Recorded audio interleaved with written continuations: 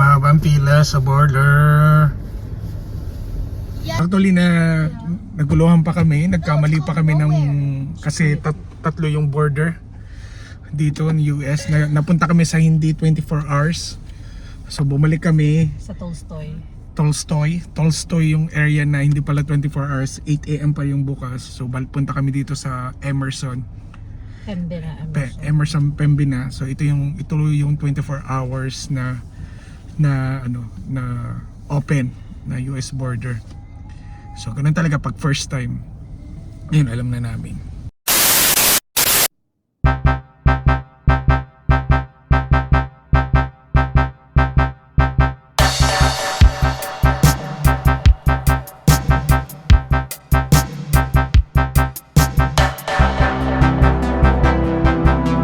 Dito na kami. Karating lang namin. Hi, Niklas. Niklas.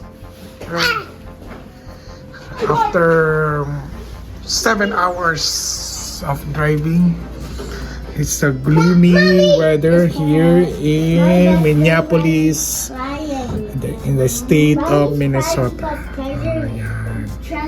So ngayon is 1:30. So the hotel is good. So hindi naman kami nag-expect na sobrang ganda ng room. Ang importante lang is convenient ng mga batang matulog. Hindi na namin kailangan gastusan ng hotel. Kasi most of the time wala naman kami dito. Lalabas rin kami. So okay naman yung weather. Thank God. Maganda naman yung takbo. Walang aberya. So papahinga lang kami saglit, kakain. May mga dala kaming baunan. Dito mo lang pa sa Pinoy, may dalang rice cooker. Dito lang kaming baon. Kumain na kami ng konti sa sasakyan. Tapos nagdala rin kami ng air fryer. Ganun talaga, parang tipid. Hindi yung laging kakain sa labas, di ba? So, kailangan mag-enjoy at the same time, titipid ka. Ayan. So, ang weather ngayon ay walang snow dito pero malamig. It's I think -3. No, that's correct. No, yes. So, yung mga dala namin ngayon, phone, of course, camera, and walkie-talkie. Kasi hindi kami naka-rooming. So pag halimbawa pupunta kami ng mall, so halimbawa maghiwalay kami ng asawa ko, so isa sa kanya at isa sa akin. Okay? Usually ginagamit namin to nung pag nasa school ng mga bata. So pag susunduin ko na sila, nagwa-walkie-talkie lang ako or sila na labas na sila. So ngayon magagamit namin kada travel namin dito. Actually lagi nang gamit namin ito pag kahit nung nagpunta kami ng Calgary, dala rin namin yan. Yan. Ano pa yung mga dala? Share ko lang. May dala kami sariling kape. Kasi minsan di ko trip yung mga kape sa hotel. Okay? Of course, di pwede mawala stevia. Simula nung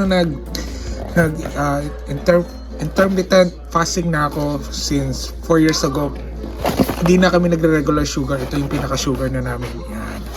Laging dala-dala, konting baon, mga then bigas. Kami. Siyempre kailangan tayo practical tayo. Hindi tayo bili ng bili. Ano pa ba ito? Biscuits para pag ginutom. Ayan. Nagre-ready na kami ngayon. Pupunta kami ng outlet mall. Okay, so doon muna kami papaubos ng oras. And by tomorrow, sasaglit kami sa St. Paul Cathedral. Yun yung pinakamalaking cathedral sa North America. So, yun. Punta namin yun. Medyo malayo siya dito. Ayoko lumayo ng biyahe ngayon kasi medyo pagod ako. So mag-uubos na kami ng oras sa outlet mall. So doon kami pupunta ngayon. North and South after car. I mean, so parang nasa pag nagda-drive ka para ka lang nasa Dubai or Abu Dhabi. Turn left. So nakakamiss yung mga ganito na yung mabibilis yung mga sasakyan. At kung nandito kayo, dapat yung mga sasakyan ninyo palitan nyo ng set nyo ng miles per hour instead of kilometers per hour In kasi 300 meters, turn right onto the ramp. Yun ang gamit nila. because dito sa US ang gamit nila is miles per hour. So kanina nalito ako, kala ko na overspeed ako kasi nakalagay is 75 ang speed limit yung pala. And then napansin ko yung papasok na kami ng city, nakita yung 55. So imposible namang 55 lang yung takbo pag ganito kalalaki yung mga kalsada. So it's a miles per hour.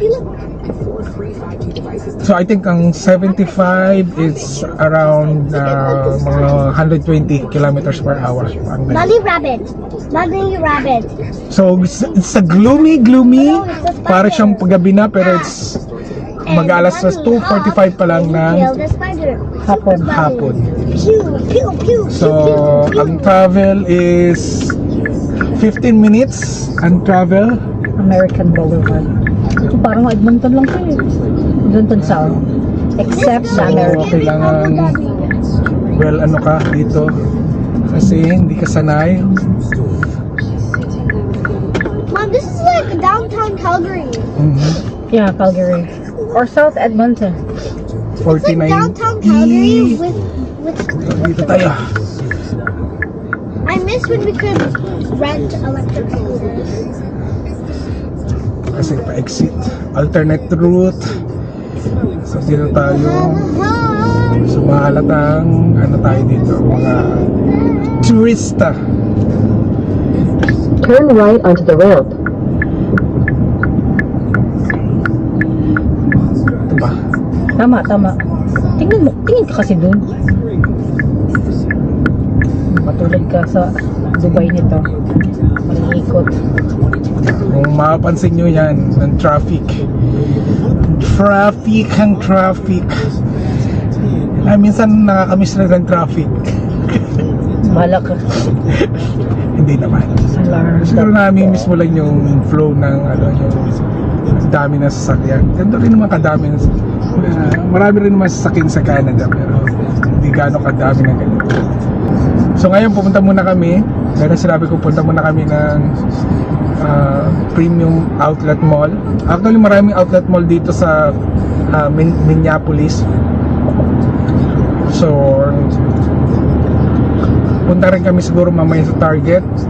Ma-experience lang. yung target Ma-experience nila. to ng asawa kong makapunta ng Target. Target! Hanap rin kami ng That first time. mabibili ng grocery. Gonna go there, Target then. Grocery rin kami maya-maya. And we're Bibili gonna lang try na- the Chick-fil-A. gusto daw nila Chick-fil-A. Chick-fil-A. Chick-fil-A. We haven't And tried maghanap kami ng Texas Roadhouse. Yan ang bukas paborito na yan. namin yan, which is tomorrow namin gagawin yan kasi bago kami bumalik kinabukasan sa 1. Kasi paborito namin ang Texas Roadhouse nung nasa UAE kami sa Abu Dhabi. So kaya gustong-gusto namin yun kasi appetizer pa lang busog ka na. Okay. Nadalang isip pa kami matuloy punta dito sa US kasi nga dalang panahon pero yung chinek namin actually biglaan itong travel namin. Siguro na pagplanuhan lang nung 2 days or 3 days ago. And then I check naman na maganda naman yung weather and yun dito malamig pero walang snow. It's negative 1 lang degree pero mahangin siya kaya ramdam na ramdam mo yung lamig. In 3 kilometers, Kasi nga, dry take the no? exit on the Dry right. lang, ano. Oo, dry ang weather.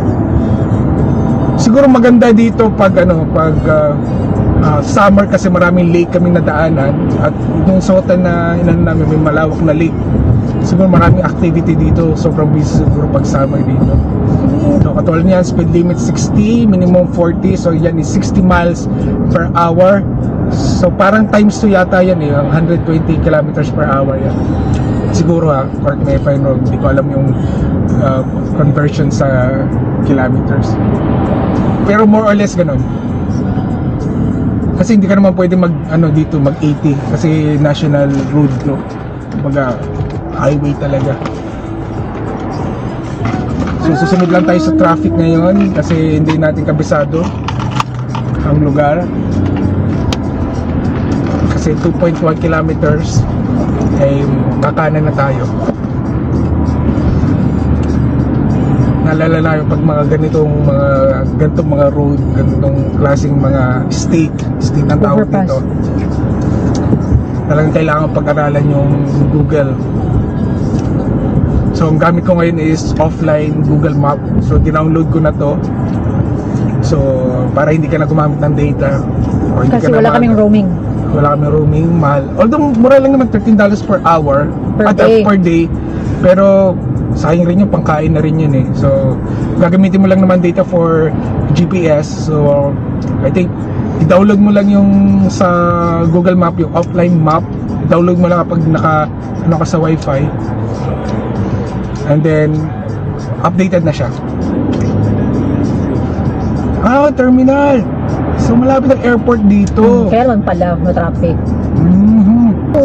Yung mga during our travel, yung mga kalagitnaan like bandang pagkalampas ng border, medyo madulas yung mga daan. Hindi siya may snow pero siguro yung humid tapos malamig. So nagpo-froze yung daan. So medyo malamig. Ay, medyo madulas siya.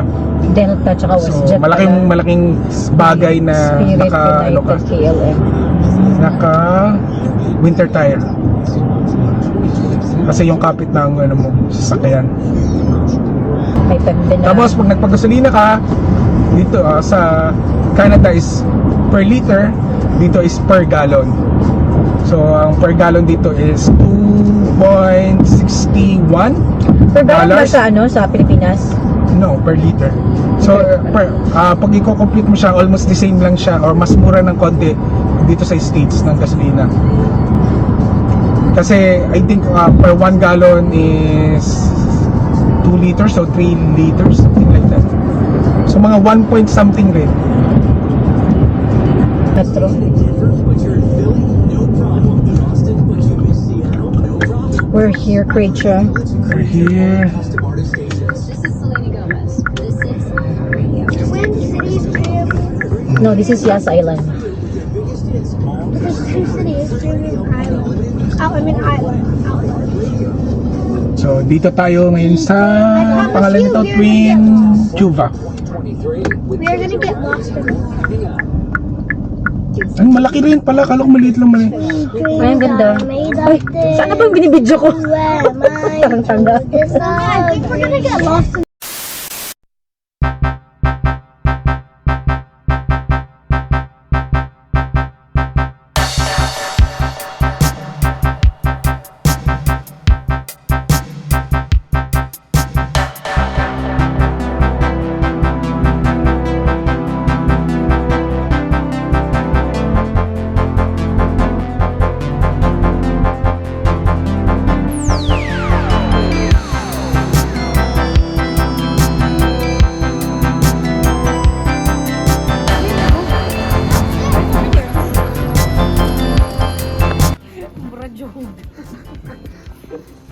Yan, nag-shopping sila sa Target.